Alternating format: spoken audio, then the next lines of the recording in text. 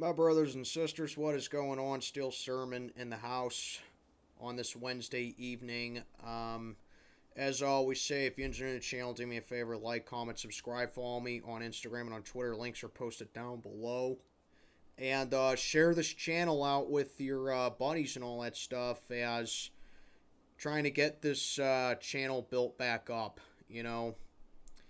But in this video, I'm going to be talking about the Pirates, as I just got done watching the on-field travesty.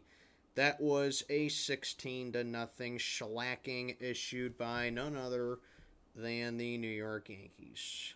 But, yeah, just going to get into this real quickly. A quick recap of the series. Now, usually, I'm not a fan of splits. I don't try to gun for a split, whether it's a short 2-game series or a 4-game series or whatever. I don't gun for a split.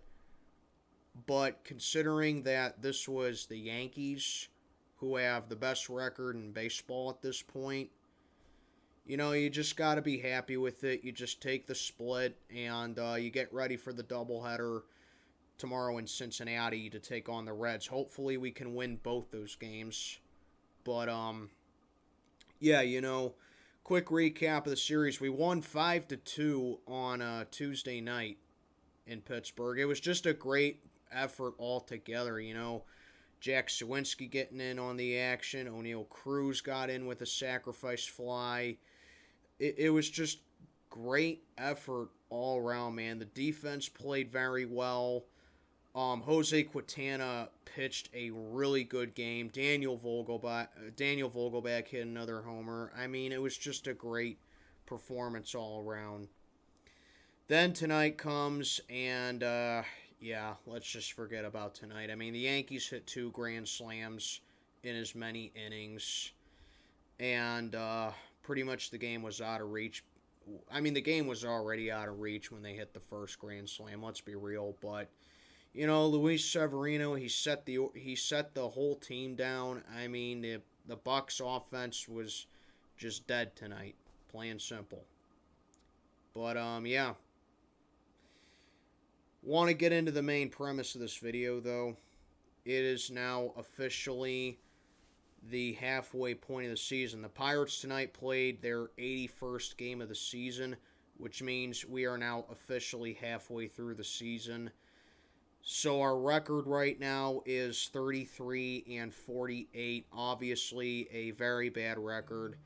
And right now, we are on pace to finish 66-96 if this holds up in the second half.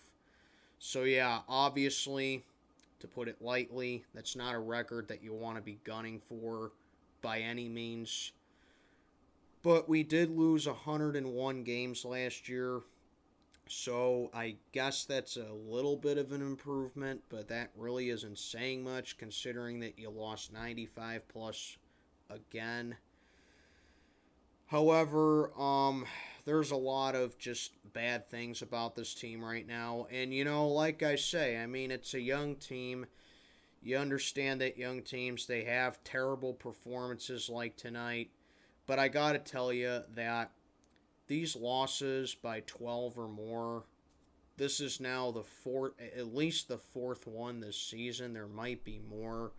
But these losses by 12 or more, I mean, they're really getting old. At the top of my head, this is the second one that we've had in less than a week. Because last Friday, we got clobbered 19-2 by Milwaukee. Also at home, by the way.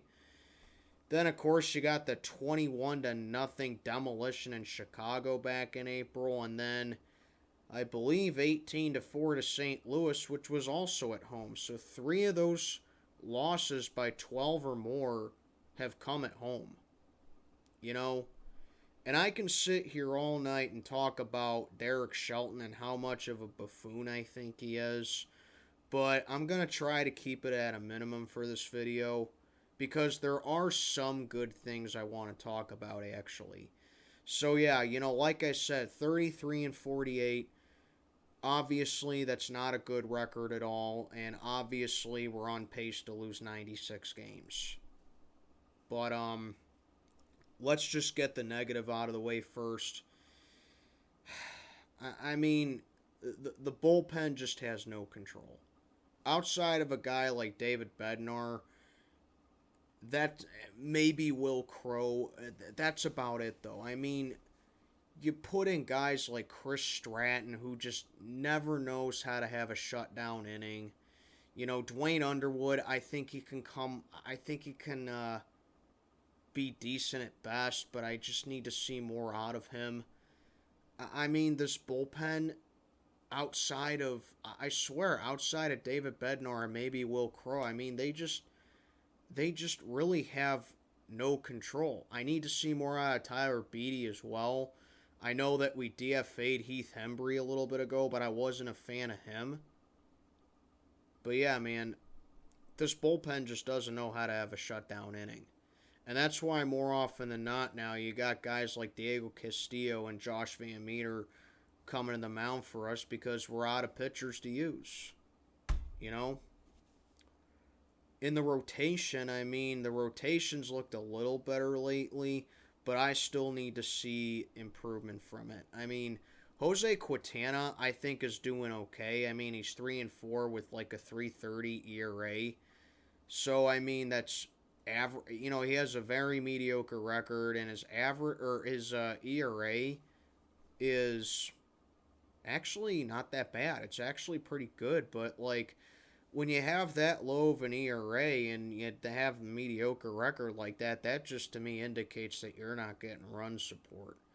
And I wish the Bucks would just do more of that. I mean, give this guy some breathing room. It was a problem that we had with Garrett Cole, actually, and a little bit of a problem that we had with Charlie Morton and Frankie Liriano back in the day. So I just wish that we just give these guys a little bit more breathing room. But yeah, I think Jose Quintana right now, I think he's our best starter. Roansy Contreras, he's still really young. I really would like to see more development from him. Mitch Keller, the less said, the better. I mean, this guy never has a clean game. Never, ever has a clean game. And tonight, he took a much-deserved L, gave up 3 homers, I think, to the Yankees. I mean, I know the Yankees have a very powerful lineup, but Mitch Keller just never seems to have a clean inning. He just never seems to have a clean outing. And I know that he's still kind of young too, but this is, his 4th season with us? 3rd, 4th season with us? And he's still pitching like he's a rookie.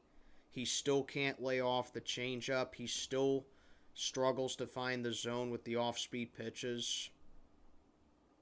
I have not seen this guy improve. Yes, he's had a couple of decent outings here and there, but has he been consistent with it? Absolutely not.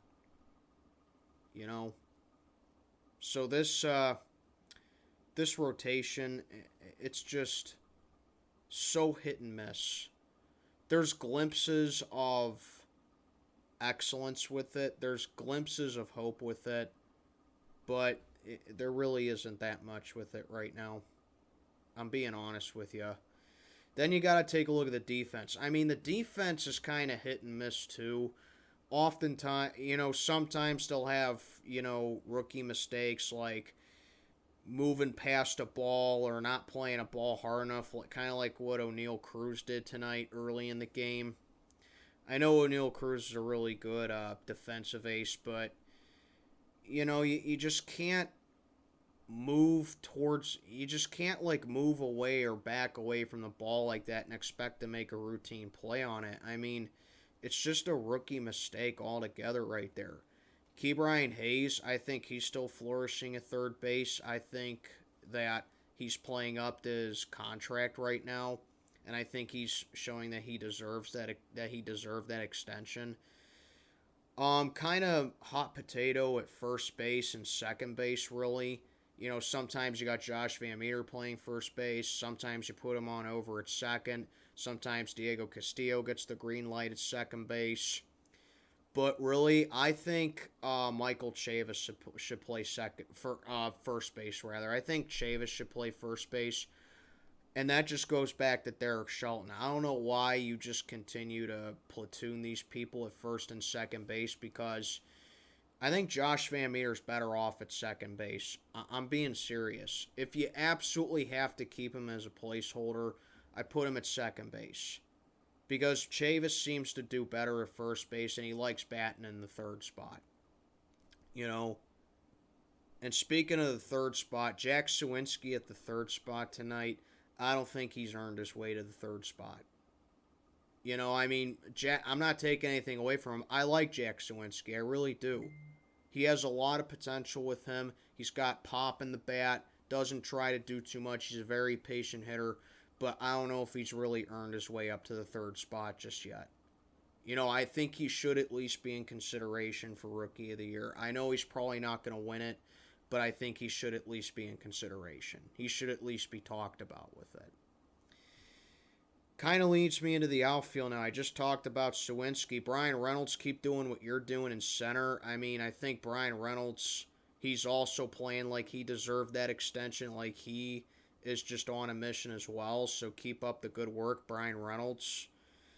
And then right field, kind of like a merry-go-round right now. I mean, sometimes you got Ben Gamel playing in there. I think we kind of really have to owe it to him. You know, because if we're gonna get rid of him at the deadline, we have to come away with something to the effect of like adding another veteran, you know, to this team to kind of like guide the team through. So I think that's what we're gonna get out of Gamel at best. But I like Ben Gamel. He plays hard. He's a good fielder. Not really so much of a powerful hitter, but I can appreciate his defensive metrics very much. Doesn't allow a whole lot of runs. Doesn't have a whole lot of mistakes go his way. I appreciate Ben Gamel. I think he's a really good, you know, role model for some of these younger players. But if you're gonna platoon him, I platoon him at Bly Madris. I mean, Bly Madris literally came out of nowhere. I mean, he debuted the same day that O'Neal Cruz did. So like, this guy's like an overnight sensation. I don't know why he's not getting more playing time. I don't know if he's hurt. I don't know if whatever. But the fact of the matter is, I think Bly Madris has to be indispensable with this team going forward. I mean, that's just my honest opinion right there. Like I said, I didn't really hear any updates if he's hurt or not. I don't think he is, but I don't know if they're like kind of using him for a lefty lineup or whatever. But the fact is, I think you have to make Bly Madris indispensable at this point. And then at the catcher, you know, it's a tricky one. I like Tyler Henneman. I think he's a little bit of a better defensive catcher than Michael Perez is. But if you ask me who I think has the better offense, you got to go with Perez. And, you know, that's kind of a good problem to have moving forward, knowing that you don't know who you're really going to have the backup catcher be to Henry Davis when he eventually gets called up. I would imagine that, you know, another prospect of ours, and Nick Gonzalez, he's going to get the green light at second. So I guess that's why Van Meter's here for right now. And I guess that's okay. But if you ask me, I think that Henneman needs to stay here if you're going to call up Henry Davis soon or in the next couple of years. I think he complements Henry Davis pretty well looking at it from a defensive standpoint. I don't know how powerful Henry Davis is when it comes to like hitting. I'll have to take a look more into that. But overall, man, I mean, the Pirates just, they're not a good team, to be honest with you. They're not a good team, but they do play hard, okay? They do. It's not like they're going out there every single night and they're taking the field going like, what am I doing? Why am I doing this? They were like that last year, okay? Obviously, tonight was a terrible night, but you know what? You have terrible nights every now and then. The Pirates just seem to have a lot of them, okay? But once in a while, you're going to run into a buzzsaw. You're going to get blown out once in a while, and that's just what happened tonight, okay? Am I sick of it? Yes. Am I tired of these 18 to 4s and 19 to 2s and 21 to nothings and now 16 to nothings. Am I tired of those? Yes, I am. They're very old and worn out. Okay? But that's just baseball. You're going to get blown out sometimes. Okay?